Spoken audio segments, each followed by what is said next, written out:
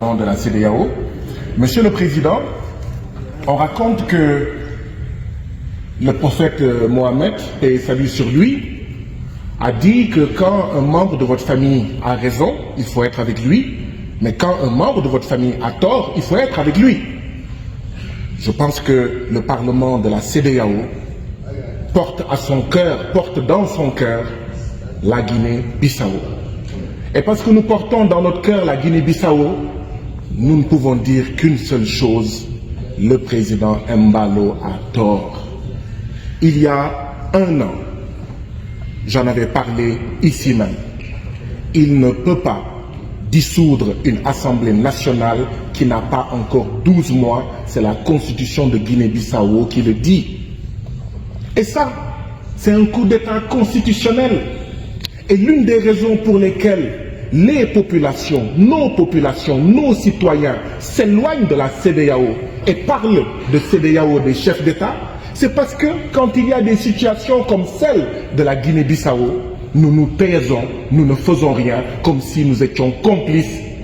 Et nous ne nous levons que quand il y a des coups d'État militaires, oubliant que les coups d'État militaires sont la conséquence de coups d'État constitutionnels face auxquels nous avons gardé le silence. Nous devons dire au président Embalo, qui a demandé aux États du Mali, du Burkina, du Niger d'organiser des élections. Vous vous en souvenez? Alors que ces États luttent contre le séparatisme, ces États luttent aussi contre le terrorisme. Lui qui leur avait demandé de faire cela, aujourd'hui, il prend son temps. Nous portons dans notre cœur la Guinée-Bissau. Nous ne souhaitons pas que la Guinée-Bissau tombe dans le chaos. Nous ne souhaitons pas qu'il y ait un autre coup d'État militaire. Parce que si on ne fait pas attention, c'est vers ça qu'on part. Oui, nous devons travailler à faire de la médiation, mais nous devons d'abord dire la vérité.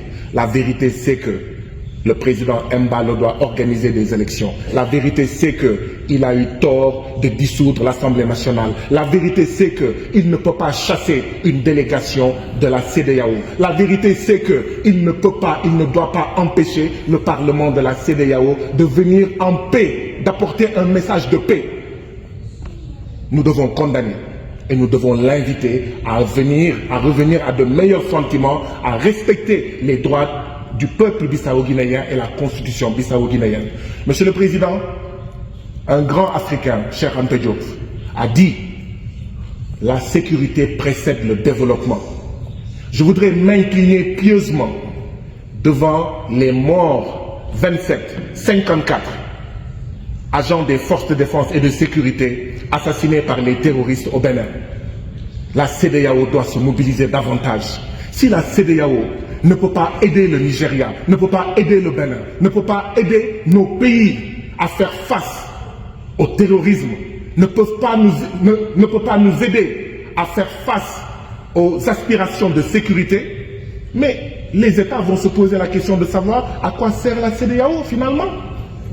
Et donc, je pense, Monsieur le Président, que le Parlement de la CEDEAO doit contribuer énergiquement à aider nos États à lutter contre le terrorisme, à assurer la sécurité. Je vous remercie.